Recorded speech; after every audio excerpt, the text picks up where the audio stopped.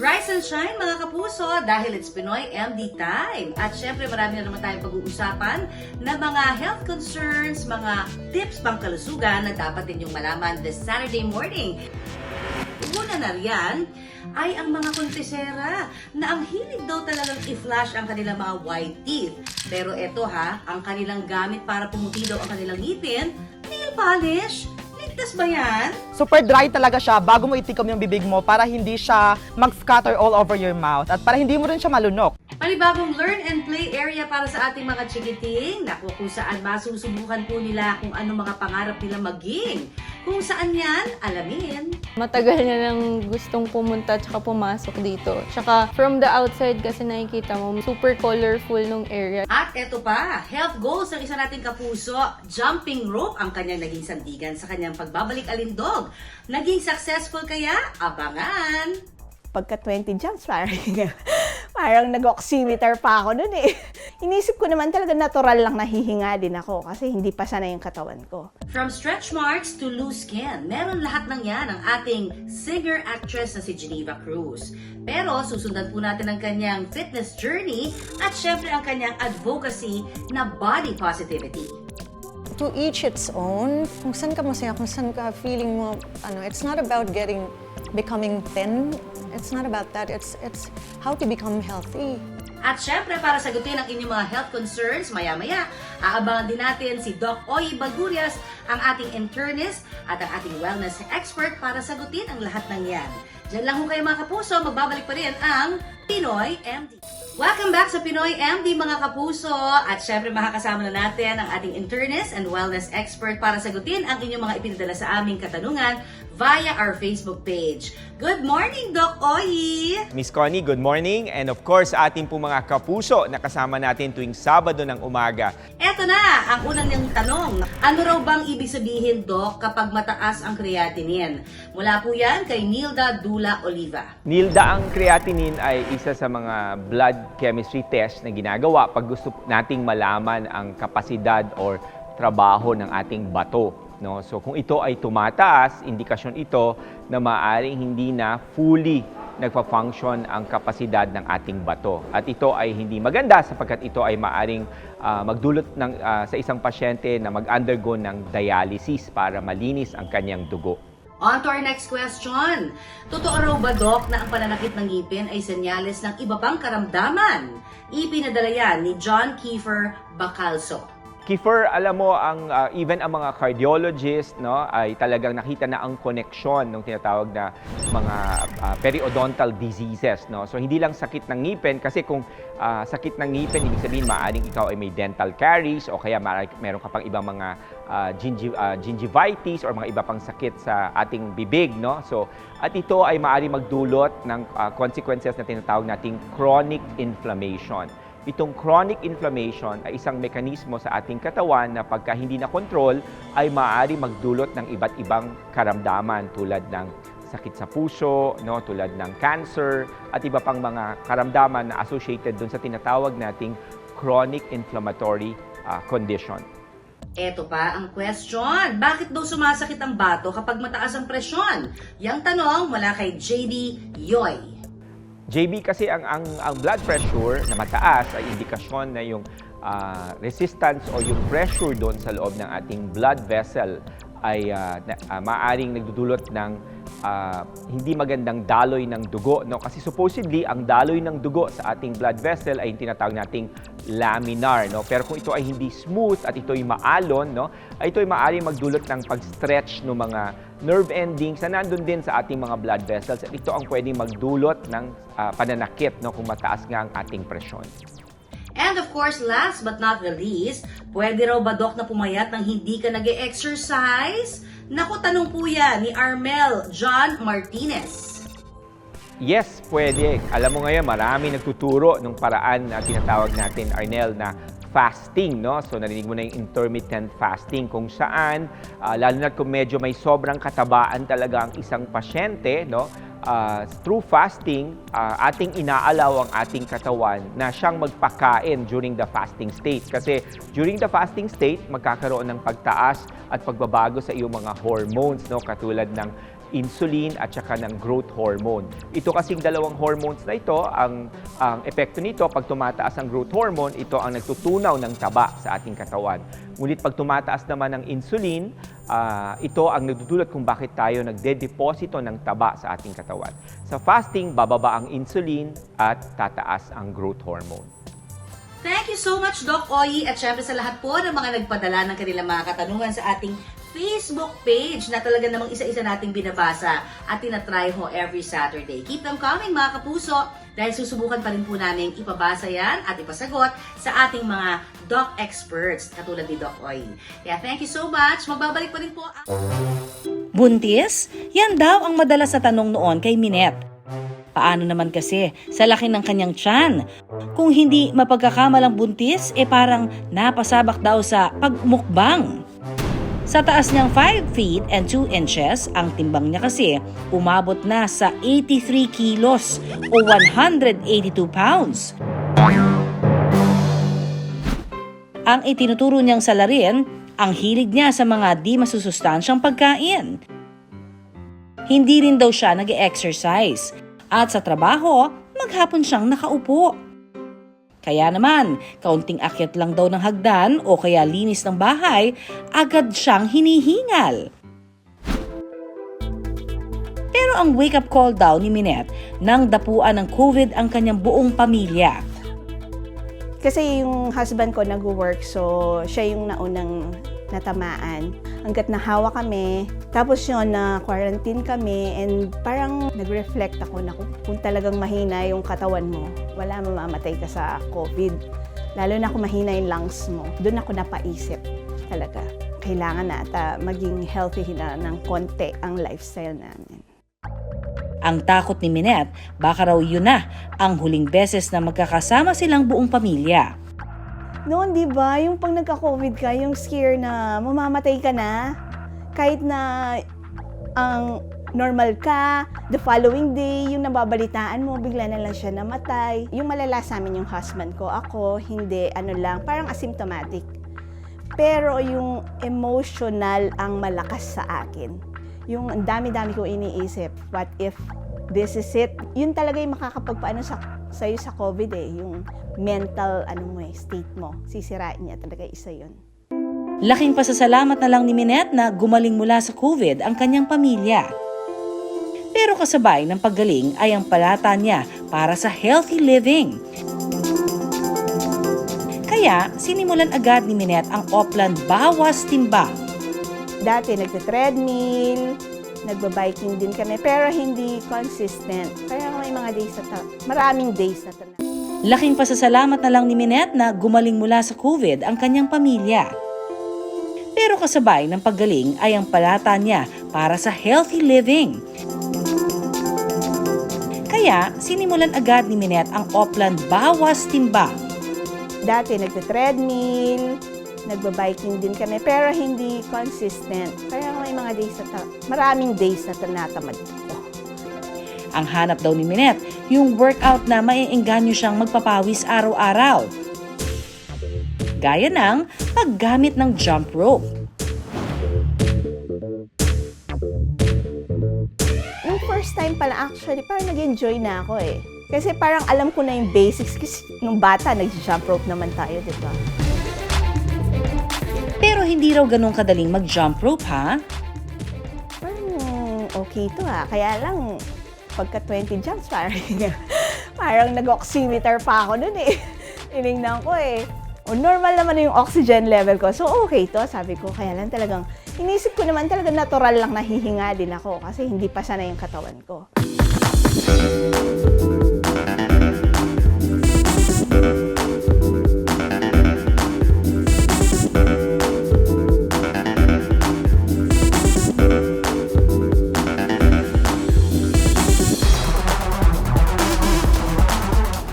Ang anumang workout, gaano man kasaya, kailangan pa rin daw ng disiplina. At ang desisyon ni Minette na magseryoso sa pag-ehersisyo, lalong pinagtibay ng mamatay ang kanyang kapatid dahil sa pancreatic cancer. Isa rin yun sa motivation, parang realization ko na, naku, talagang kailangan na magpaka-healthy. Siyempre na, pag nakikita mo yung family mo na nahihirapan, parang gusto mo, ikaw na lang dun sa... Masakit yung pinagdaanan kasi ng ate ko eh. Wala nang pain reliever na tumatalab sa kanya. As in, ganun kasakit. Kahit yung morphine. Siguro nasama ko siya sa journey ko before siya nagkasakit. Baka nakatulong sa kanya yun. Yung pag-exercise, yun talaga yung kulang sa amin nun.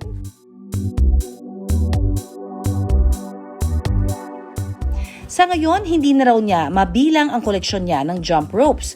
Mula sa beaded jump ropes, PVC jump ropes, hanggang sa rope flow. Meron din daw siya niyan.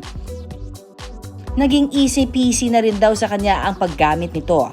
Hanggang sa hinaluan na rin niya ito ng sayaw at iba't ibang tricks.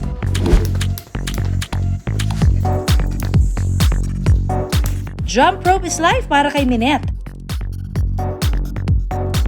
Kaya kahit habang nagkakape, nagwawalis, at naglalampaso ng sahig, walang makakapigil sa kanya. Healthy na, happy pa. At ang pinakamagandang resulta, mula 83 kilograms, naging 62 kilograms na lang siya. Siyempre, sobra saya, no? Ang goal ko lang talaga is sana makabawas ng mga 10 kilos but more than pa yung nabawas ko siya sa pag-jump. Agree ang fitness coach na si Francis na mabisa ang jump rope sa pagpapapayat o pagpapabawas ng timbang dahil isa po itong total body cardio workout na talaga namang sa iyong paglulundag siguradong matutunaw ang iyong mga taba from head to toe. When you're doing jump rope, it's a total body workout. So by doing a total body workout, i-develop yung strength natin, saka power, balance, and athleticism. So, and of course, it's fun. Based on research, on a 30 minutes, you can burn 500 calories minimum. Pero bukod sa patalon-talon, kailangan daw na may tamang haba ang iyong jump rope. Hindi rin daw dapat magkalayo ang mga paa kapag tatalon. Dapat fit together. Tapos yung pagtalon, kaya maraming na-injuries sa jump rope kasi usually pag nakikita mo yung mga bata, tinatak in nila yung ankle nila sa butt nila. So masyado mataas. Which is ang required lang talaga, the proper jump height sa pagja-jump rope is half inch to 1 inch lang dapat. So ganun lang dapat kataas kasi lesser effort dapat. Importante rin daw na may tamang posture kapag tatalon.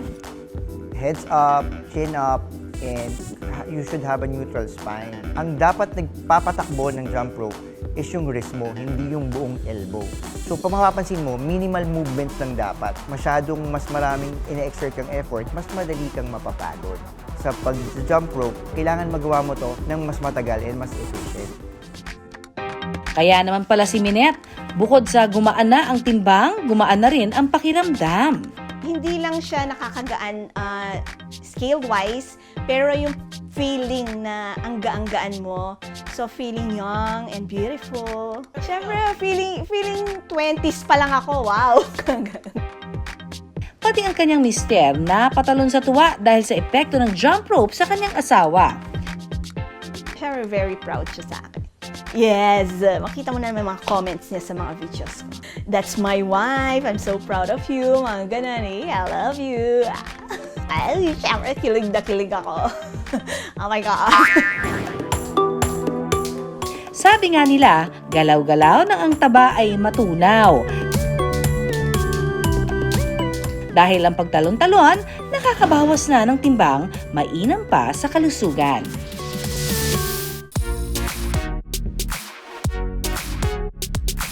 Aura pa lang, pang beauty queen na. Hair and makeup? Check. Palaban na rampa? Check na check. My name is Nerf Unipa, representing Quezon Bukidnon. And to complete the look, syempre ang smile ala beauty queen. Para ma-achieve ang perfect white teeth, ang sikreto ni Nerf, nail polish. 2018 na magsimula siyang sumali sa mga beauty pageant sa kanilang lugar. Sa halos 10 pageant na sinalihan, 6 na raw ang koronang naiuwi niya. Kung gusto ko talagang manalo ng isang competition, I really work hard for it, or kumbaga, I prepare so much time for me to be able to win the competition or to win the beauty contest. At nitong 2022, kinoronahan siya bilang gandang katlong lahi ng Quezon sa Bukidnon. Sobrang ganda ng loob na manalo, maka-inspire ng ibang tao, especially sa pagbibigay ng mga speech, mensahe during beauty contest. It takes a village to win a crown, ika nga. Kaya si Nerf may sariling glam team lang naman. Meron akong mentor, meron akong makeup artist and hairstylist, at siya po gumagawa ng lahat. Binibigyan talaga namin ng siguro 5 hours before the competition to prepare ourselves, especially makeup. Here are my pageant essentials. So first, ang pinaka-importante at hindi dapat mawawala sa lahat, ang ating mga makeup. Meron din tayong isang body makeup, so para makintab or maganda yung skin. So it is very important to have a body shimmer.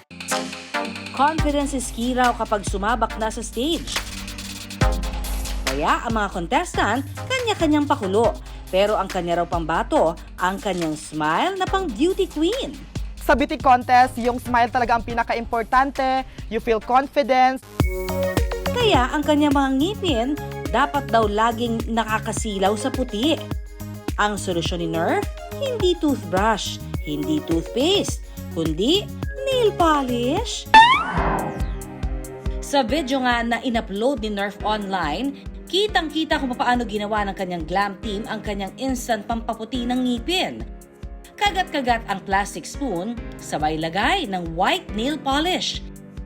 Ang resulta, perfect white teeth at instant veneers. Ligtas nga ba ito? Ayon sa mga eksperto, ang veneers ay isang cosmetic and decorative covering na inilalagay po sa ating ngipin para sa aesthetic and restoration purposes. Ito raw ay nakakatulong sa pagpapaganda ng sukat, ng hugis, at maging ng kulay ng ating ngipin.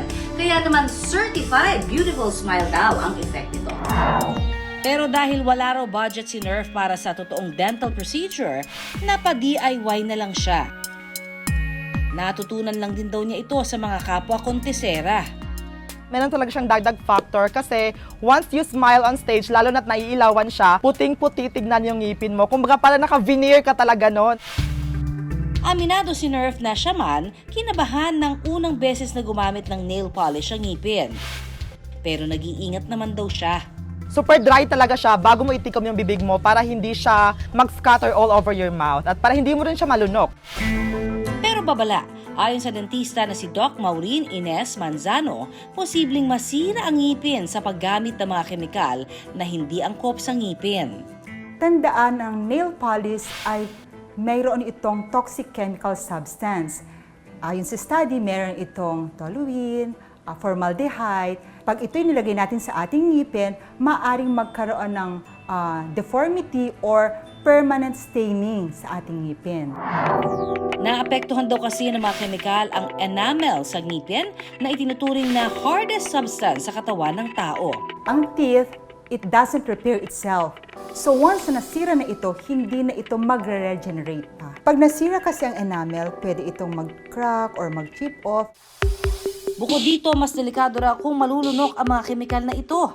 Pag pinagpatuloy pa niya yun, pwedeng maging brittle yung ngipin. But worse is, pag nag-mix ito sa saliva at ma-ingest sa ating katawan, maaring mag-cause ito ng nausea, vomiting, throat irritation, or worse, abot sa central nervous system natin. Kaya si Nerf, hindi inirekomendang gawin ito ng iba. Sa totoo naman po talaga yung ginagawa namin is hindi naman talaga siya advisable na gawin ng iba. Ginagawa lang talaga namin siya para to give us the factor na magkaroon ng instant white teeth. So since hindi namin afford yung bonggang mahal na mga veneer, so yun yung ginagawa na lang namin. Ayon kay Doc Mau, ang nakasanayang DIY pampaputing ng ngipin gaya ng baking soda, epektibo at ligtas naman kung hinay-hinay lang ang paggamit.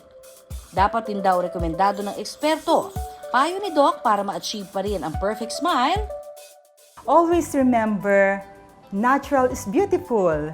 Tatandaan lang ang good oral care habit. magsipilyo araw-araw. Pangalawa, lagi tayong gumamit ng floss kahit once a day. Pag hindi kakapitan ng cavities, maputing tingnan ng ngipin. Rarampa man sa pageant o hindi, walang hindi nadadaan sa matatamis ng ngiti. Kaya mag-iingat sa mga produktong ating gagamitin. Para ang ating mga ngipin, hindi lang maputi, strong and healthy rin.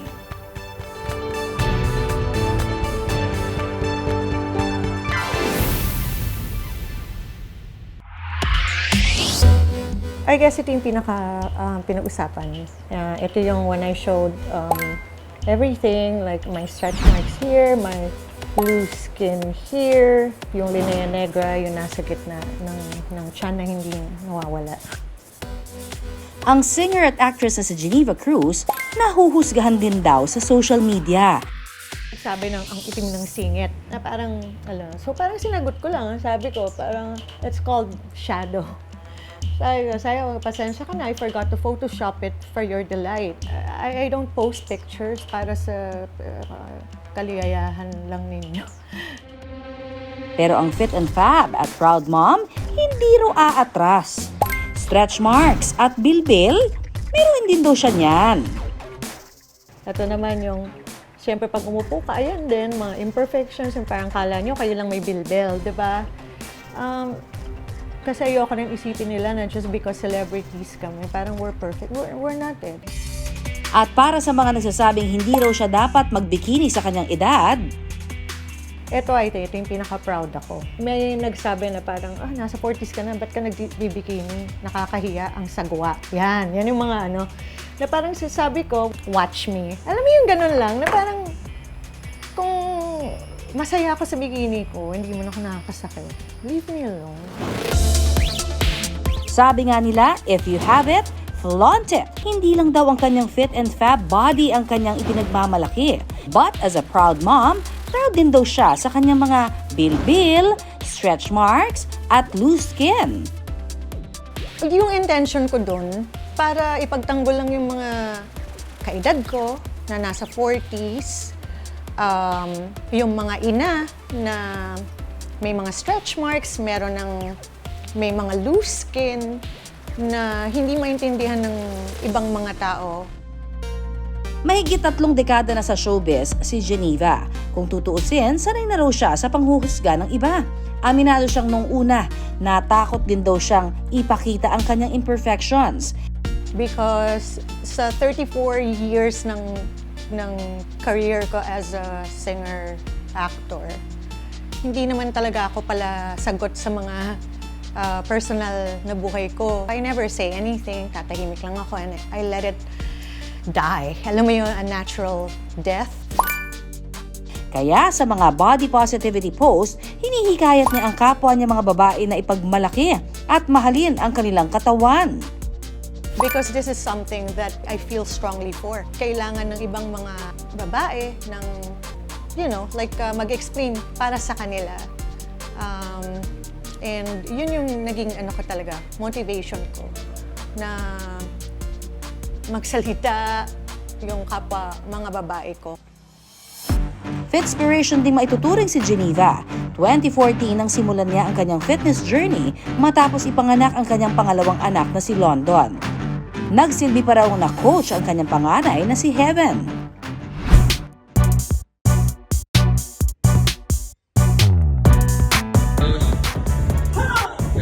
Ine-level up na rin ni Geneva ang kanyang pagiging healthy. Ngayon kasi, may sinusunod na siyang regular workout, gaya ng pagtitreadmill, pagbubuhat ng weights at yoga.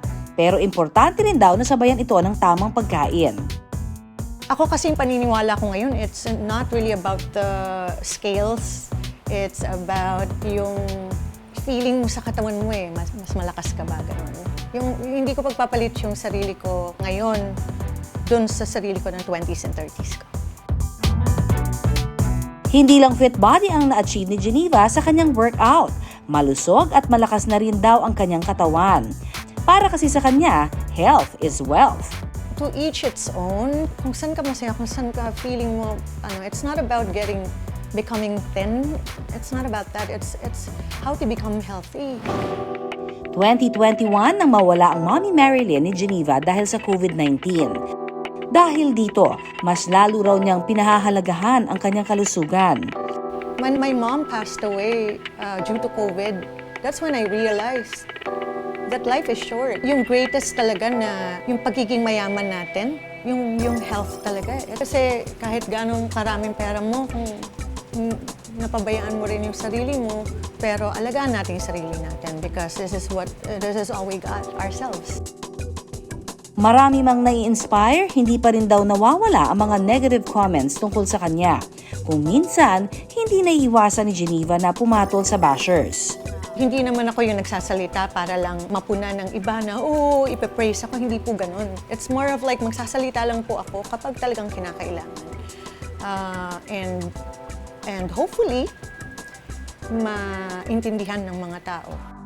Payo ni Geneva, mas mainam kung ang pagiging healthy sisimulan ng mas maaga. When I was in my 20s and 30s, I wasn't this confident. I wasn't this strong. Ngayon, mas strong ako physically, emotionally, mentally.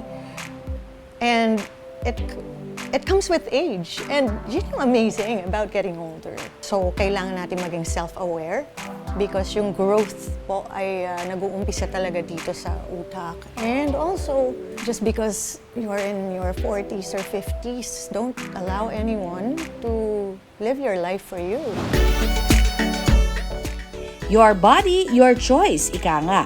Ang mga imperfections sa katawan, hindi dapat ikinahihiya. Dahil wala sa edad ang pagiging healthy. Basta ang goal, healthy mind and body.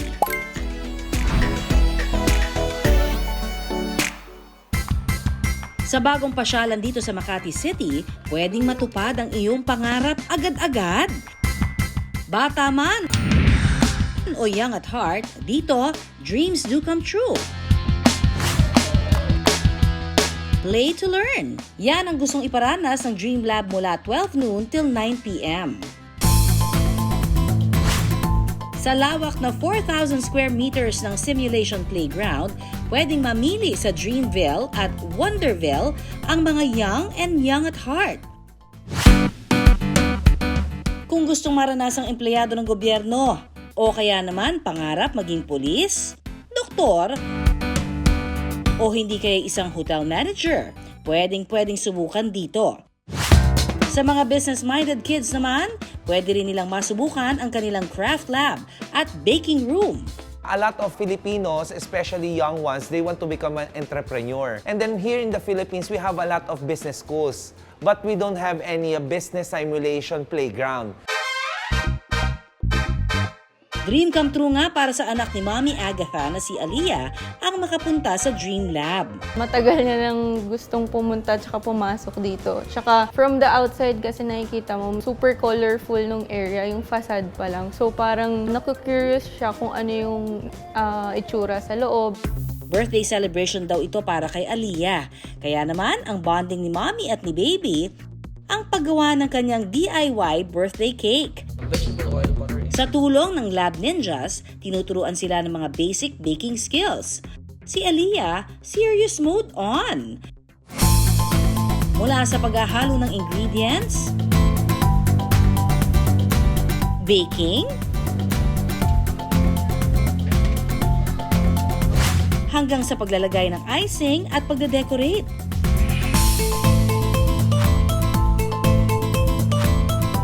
Pangarap daw kasi niyang maging isang baker tulad ng kanyang daddy. Yung dad niya actually, chef siya na mahilig magluto. She really likes food din kasi talaga. Sa loob lang ng isang oras, ready na ang DIY birthday cake ni Aliyah.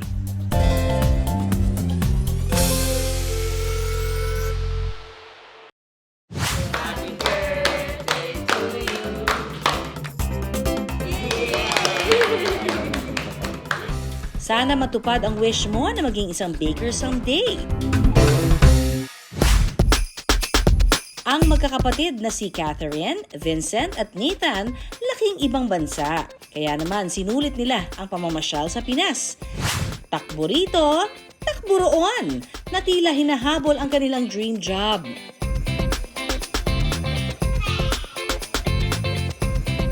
My dream job is to be a pilot. No, I'm a pilot. Okay. So I want to continue his dream job. So, and I also want to travel around the world. Habang si Vincent naman daw ay pangarap maging isang scientist. First of all, I like to watch National Geographic, and I've learned so many things, science in school. And I kind of want to explore space. So that's why I want to be a scientist. Isang little fashionista naman ang naabutan namin kasama ang kanyang buong family sa craft lab. Kasama ang kanyang mommy, daddy, at lola. Mabusisi nilang inilalagay ang maliliit na piraso ng beads hanggang sa makabuo ng napili nilang design. Matapos nila itong buuin, tsaka ito paplansyahin ng Lab Ninja. Hanggang sa maging isang personalized keychain. Perfect bonding daw ito para sa mag-anak dahil si Lulu, pangarap daw pala maging isang fashion designer. Panganay kasi namin babae, gusto niyang maging fashion designer saka makeup artist. Tapos yung bunso naming lalaki, gusto niyang maging policeman saka fireman. Kung saan sila masaya, kung ano nilang gusto nilang gawin sa buhay nila, lahat bibigay namin hanggat pwede. Para kina Daddy Jerwin, playtime is also family time. Naniniwala ako na the more you expose them sa mundo, sa buhay, mas magiging well-rounded person yung mga bata paglaki nila. Para sa mga anak namin, kay Lulu and kay Leon, whatever you guys would like to do in the future, I hope you understand and remember that you have mom and daddy's full support to whatever you guys want to do. Yun lang. And like what I always say, keep your head up and I love you.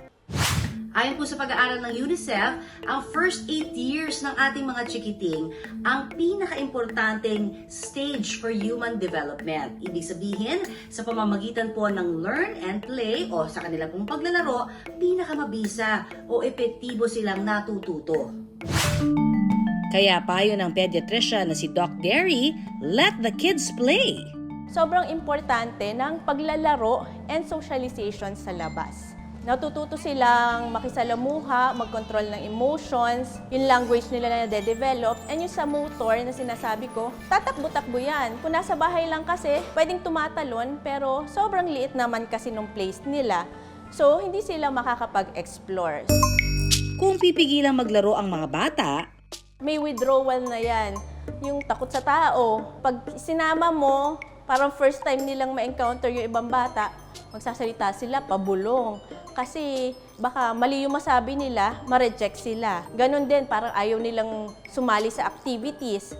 Kasi yung pag mali yung nagawa nila, may feeling of rejection sila. So, may mga ganon silang mga magiging feeling. Laging anxious, mga ganon. Pag hindi na-actionan early, may mga consequences. Yung mga pag-control ng anger, kung sa adolescent or teenager, parang depression na sa kanila yon. Hindi naman daw kailangan maging magastos ang paglalaro.